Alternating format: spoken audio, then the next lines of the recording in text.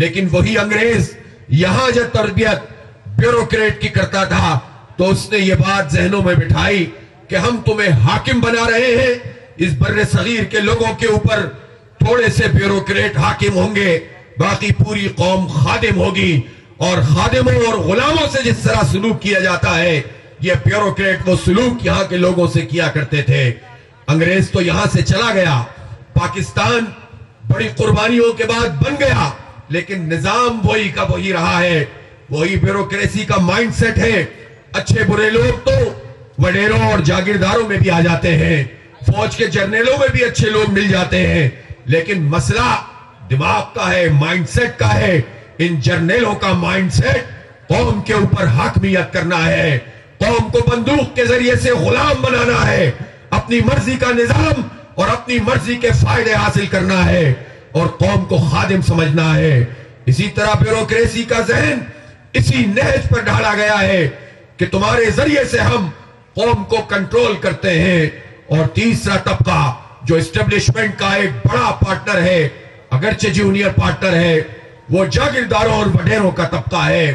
یہ جاگیردار اور وڈیرے، یہ بڑے بڑے سرمایہ دار، یہ بیوروکریٹ اور جرنیل، ان کا ایک کنسورشیم ہے جو اس ملک کے اوپر اقتدار کے اوپر قائم ہے، اور اس نے قوم کے 98-99% لوگوں کو غلام بنا کر رکھا ہوا ہے۔ یہ تھوڑے سے لوگ آپس میں رشتہ دار بھی ہوتے ہیں، ان میں یہ طے کر لیتے ہیں ایک فوج میں جائے گا، ایک بیوروکریسی میں موجود ہوگا، ایک پارٹی میں ہوگا، ایک دوسری پارٹی میں ہوگا، پارٹیاں بدل جائیں گی لیکن نظام وہی رہے گا، لوگ وہی رہیں گے، خاندان وہی رہیں گے۔ اسی لیے ان کو الیکٹیبل کہا جاتا ہے۔ یہ اپنی جاگیرداری کے تسلط کی اور طاقت کی بنیاد پر، یہ اپنی دولت اور اپنی ملوں کی طاقت کی بنیاد پر لوگوں کے اوپر حکمرانی کرتے ہیں۔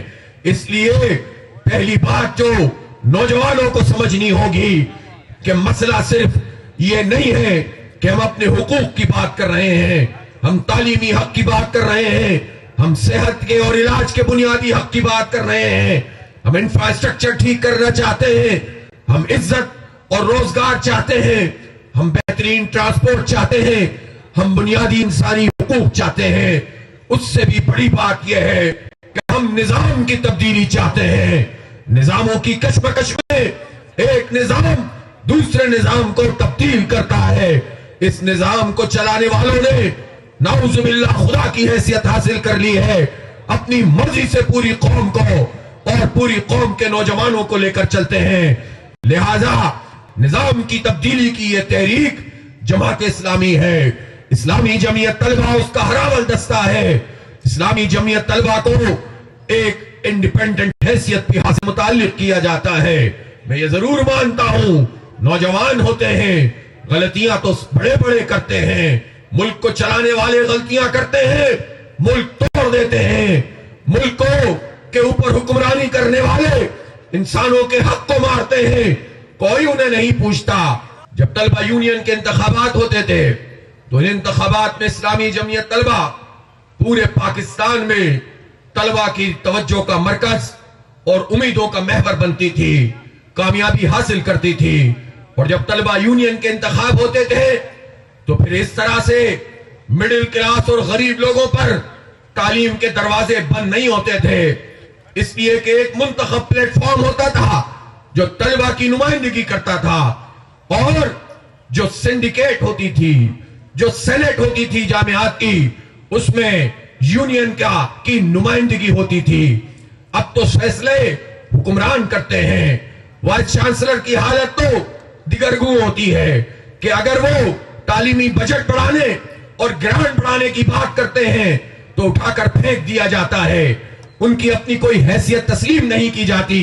لہذا وائس چانسلر بھی اپنی نوکری پکی کرنے کے لیے جگہ جگہ حکمرانوں کی طرف دیکھتے ہیں، انہی سے فریاد کرتے ہیں، اور پھر حکم نامے جاری ہوتے ہیں کہ فیس میں اضافہ کر دو، ہاسٹل کی فیس میں اضافہ کر دو، پر سیمسٹر فیس میں اضافہ کر دو، اور وہ طلبہ کے اوپر اور ان کے والدین پہ یہ بوجھ پڑتا چلا جاتا ہے۔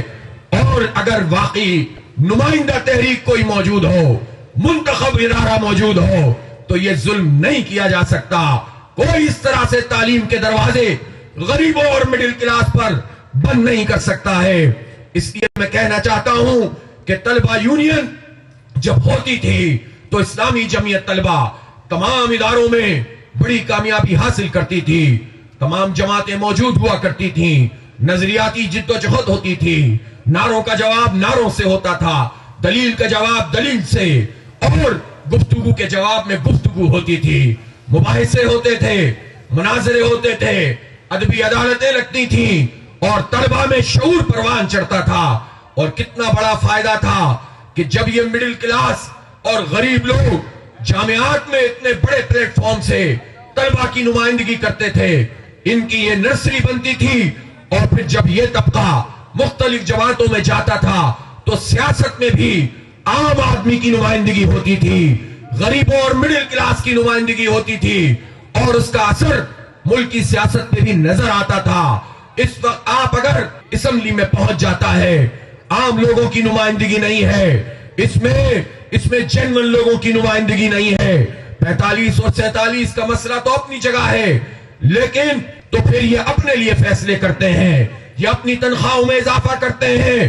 شرمناک عمل ہے پنجاب اسمبلی کا کہ 2 دن پہلے ان حالات میں کہ جب بجلی کے بم لوگوں پہ گرتے ہیں, ان حالات میں جب تعلیم مہنگی ہے, جب آئی ٹی کی ایجوکیشن مہنگی ہے, جب لوگوں کو بنیادی ضرورت کی چیزیں نہیں مل رہی ہیں, مہنگائی بڑھتی چلی جا رہی ہے, کھانے پینے کا مسئلہ بن گیا ہے, ٹرانسپورٹ مہنگی ہے, پیٹرول مہنگا ہے, گیس مہنگی کر دی ہے, لیکن وہیں عوامی نمائندے بنتے ہیں اپنے آپ کو, اور وزراء کی تنخواہوں میں اضافہ کیا ہے, اور کئی 100% اضافہ کر دیا ہے, ممبرز کی تنخواہوں میں اضافہ کر دیا ہے, لوٹ کے کھا رہے ہیں, لیکن یہ تنخواہ بھی نہیں چھوڑنا چاہتے. یہ وہ ذہنیت ہے جو کبھی بھی لوگوں کو ریلیف فراہم نہیں کر سکتی. ان سے بھیک نہیں مانگنی ہے, حق مانگنا ہے, اور حق مانگنے کے لیے جدوجہد کو تیز تر کرنا ہے. نوجوان اس کام کو کر سکتے ہیں. اس لیے اسلامی جمعیت طلبہ جمہوریت میں اس کا کوئی مقابلہ پاکستان کی کوئی بڑی سے بڑی پولیٹیکل پارٹی نہیں کر سکتی. طلبہ کی نمائندگی کا, کوئی بھی نوجوانوں کی نمائندگی کا, تو ہم کیا مطالبہ کر رہے ہیں؟ یہ نوجوان مطالبہ کر رہے ہیں کہ پاکستان کے عوام کو حق دو, ان کی تعلیم کا حق دو. پاکستان میں اس وقت 40% سے زائد لوگ غربت کی لکیر سے نیچے زندگی گزار رہے ہیں. 10 کروڑ انسان غربت کی لکیر سے نیچے زندگی گزار رہے ہیں. اور پھر صورتحال یہ ہے کہ اس وقت 2 کروڑ 75 لاکھ بچے آؤٹ آف اسکول ہیں, جن کی عمریں 5 سے 15-16 سال تک کی ہیں. آئین کا آرٹیکل 25 بتاتا ہے کہ ہر ایک کو مفت اور معیاری تعلیم دی جائے گی. ہر بچے کا یہ حق ہے کہ وہ اسکول جائے گا اور پڑھے گا. اگر یہ حکمران طبقہ جو ہمارے اوپر مسلط ہے, جو 77 سال سے ہم پر حاکم رہے ہیں, انہوں نے قوم کو نہیں پڑھایا ہے, قوم کو جاہل بنایا ہے, تو 3.25 کروڑ لوگ بچے جہاں جن کی عمریں اسکول جانے کی ہیں, اسکول سے اگر باہر ہیں تو کس کا شکار؟ یہ مافیا کا شکار ہوں گے, یہ منشیات کا کام کرنے والوں کا شکار ہوں گے, اور پھر پاکستان کے لیے وہ کیا کر سکیں گے؟ اس لیے یہ حق مانگ رہے ہیں ان بچوں کا جنہیں اسکول میں ہونا چاہیے,